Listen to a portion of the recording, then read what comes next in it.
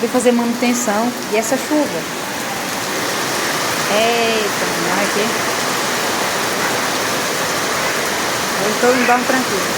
Chuvinha boa. Elisa, escutou o trovão? Ei, não vai lá pra fora não. Perigoso. Manuela tá aguardando, gente. Fazer sua manutenção no seu sorriso lindo, né, Manuela? Elisa. Ó, como é que foi a zoada? Como é que foi a zoada do trovão? Pô, foi? Bom. Como? Bom. Meu Deus.